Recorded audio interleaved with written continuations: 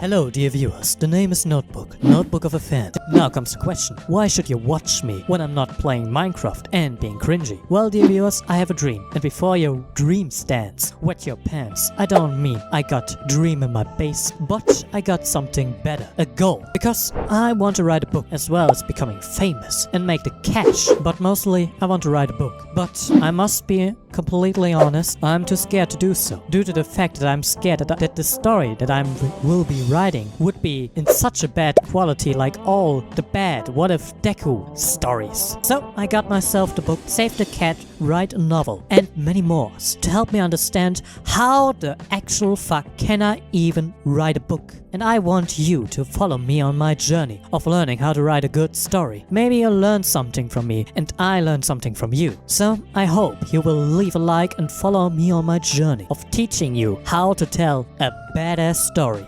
What is the heart of a story? Is it the blindness of the main protagonist? Is it the power fantasy of being rapist number 35 and the big bad bully in one hit with a Kamehameha? Or is the harem the MC collects like the SCD and FBI agent on his journey? No, the real heart of every story is the relationship between characters and plot. You see, you can write the best story of all time, but if the character that is experiencing the story is boring and doesn't act and advance the story, then you can grab the shovel and a priest for a Sunday because you have a funeral to attend. Because if you don't got a good main protagonist which action brings the story forward, the story will fail. The same would be happening when you write a good character but a bad story. But now comes the question, how can we make a good relationship between characters and plot so that we can tell a story without relying on good old titties or some dicks as big as a monster? I mean, there must be a reason why we are following the story of characters like Guts from Berserk, Batman from Batman, Sonny from Omori, or Sherlock Holmes from, yes you guessed it, Deadpool Kills the Multiverse comics. To get this question answer, please subscribe, like this video and ring the bell. Goodbye.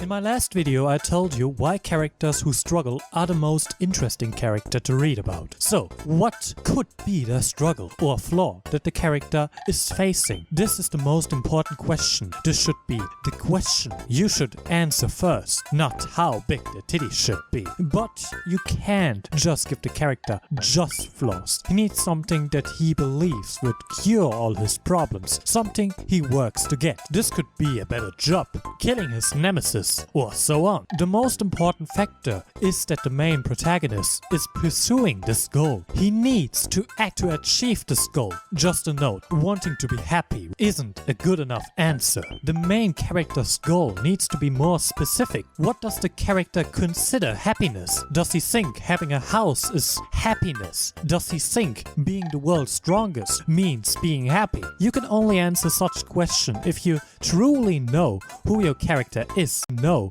who your character is, as well as the question of why this character doesn't already achieve this goal. I mean, there must be a reason of why he isn't happy right now. What makes a good character that every reader wants to read about and makes the story worth reading, like a visit to the GTA 5 strip club? Well, dear viewers, you need first a flaw or a problem that the character faces and needs fixing. Second, a want, something that the character thinks will be the answer to all his problems. Third, a need, that what the character actually needs to solve all his problems. Because a flawed person is more interesting to follow than a perfect one, because we can relate to them. And I don't mean in the kind of way we relate to the nerdy loser who gets a harem and OP powers. I mean, he got the dream life. He doesn't need to deal with things like having money problems while being addicted to gambling, which doesn't allow him to meet his daughter. He doesn't need to deal with being faced with abusive father who makes the MC believe she is nothing, which makes her wish to leave her village to live in a fantasy world. Or a race car who doesn't have any friends because he only thinks racing is the only thing that matters. We want to see the main protagonist suffer. We want to see him at his lowest so that we can see him rise up and become a better person who changed the world around him. But what could be some of these problems? To answer this question, you need to subscribe and like my video, as well as ring the bell and share this video. So I wish you all a good day and goodbye.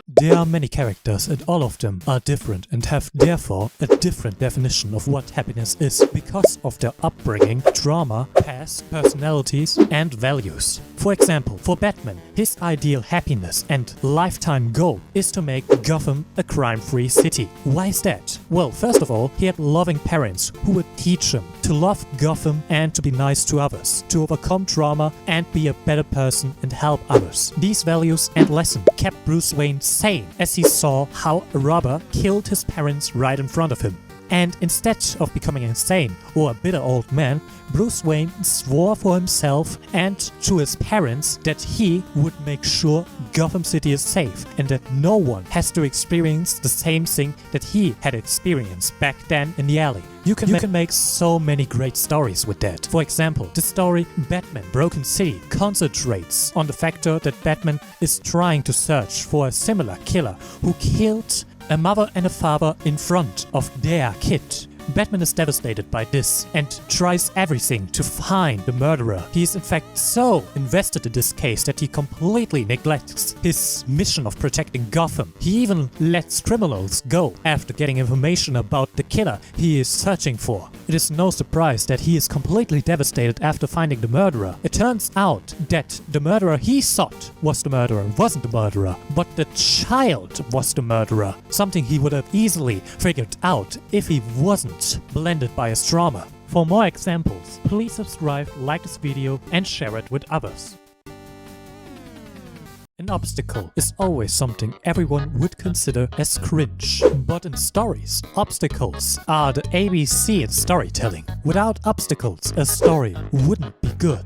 You see, the main protagonist wants something. He has a goal, but the main protagonist can't simply have this goal. I mean, if he gets the goal, where's the story? Where is the character development? Where is the lesson that is needed to be learned? This is the main reason why 80% or 90% of all isekais are failing with their storytelling. So the question is, what are some of the most common obstacles? Most of the time, the obstacle is a person, a so-called nemesis or rival. But sometimes, the obstacle could be the flaw of the main protagonist, meaning that the main protagonist needs to better himself to achieve his goal. And sometimes, he even finds out that what he wanted isn't that what he needs. In the Pixar movie Cars 1 was the main goal of the main protagonist Lightning McQueen to win the Piston Cup and get sponsored by Dynacorp.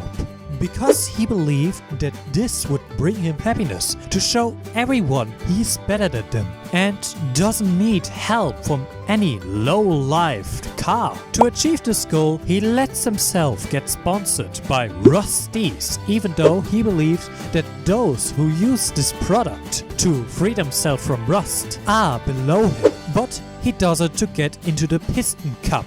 But after the race ended with a draw, he was challenged by his rival, aka Nemesis, Chick Hicks, to a race who can train first on the Piston Cup road. Not wanting to lose this race and be seen as imperfect in front of his nemesis, he accepts this challenge. So he convinces his driver, Mac, to drive the entire night so that he can get first on the road. But due to this action, his driver falls asleep and, like McQueen, gets lost on the road. Because he is panicked, he destroys by mistake a town, where he now needs to repair the town before he can leave. So he tries everything not to repair it and go back to the Piston Cup race to beat his nemesis Chick Hicks. He tries driving away, buying the services of a lawyer, race for his freedom, and even tries to finish as quick as possible. But over the time, he learns to respect the villagers and makes new friends, as well as learning new important life lessons. The most important of them was that life isn't always about racing, it's about family and friends. And sometimes it is better to act for another person than for yourself. And sometimes it is better to act for another person than for yourself. you can see his change at the end of the story, where he could easily have won the race and become #1 and become part of Dinoco. But he rejects it and chooses his friends over the fame he always wanted. He even calls the Piston Cup the most important MacGuffin in his entire life as just an old cup. As you can see, the obstacle changes over the course of the story, as well as the want of the main protagonist. Due to the answer of how to fix a problem and developing a person into a better person is the real reason of why people are reading a book. Sure, space battle, beating the villain in one hit are also really cool, but people want a reason of why the story exists. Why does the MC undergo such a journey, and why does this main protagonist go on this journey? To answer this question, you need to divide this story into two parts. First, the A story and then the B story. The A story is the so-called external story, meaning all the stuff that happens on the screen, like space wars, lightsaber duels, destroying an empire, or killing the king, or just simple romance. But to keep it simple, the A story is that where the cool stuff happens, and is seen as the premise of the story. The B story is about what the MC needs in his life and his journey to learn about it and changing his life by becoming a better person. Most of the time the MC doesn't even realize how easily his problems can be solved with this simple life lesson. But let's take a step back. What is a life lesson? AKA the need of the main protagonist. Well, it should be a simple lesson, something so simple and something everyone can relate to, like forgiving someone or yourself, accepting the world of how it is, trusting someone or trusting the unknown, learning how to be responsible toward your own duty, or something like redemption, where your main protagonist acknowledges that he was at fault and tries to better himself by becoming a better person. Let's make an example for an A and B story by tackling the game Omori. The main premise of the game, aka the A story, is about exploring a dream world and finding a lost friend, while committing a little bit of genocide. Nothing too seriously, I mean everyone does that. But the main heart of the story is the B story. The B story tells a story about a boy who needs to overcome his fears and overcomes his trauma by communicating with his old friends and starting to forgive himself for what he did to his sister many years ago. I don't want to spoil anything because you need to play Omori. It's a bloody great game. And you should play it after you subscribe to my channel and anything because you share this video with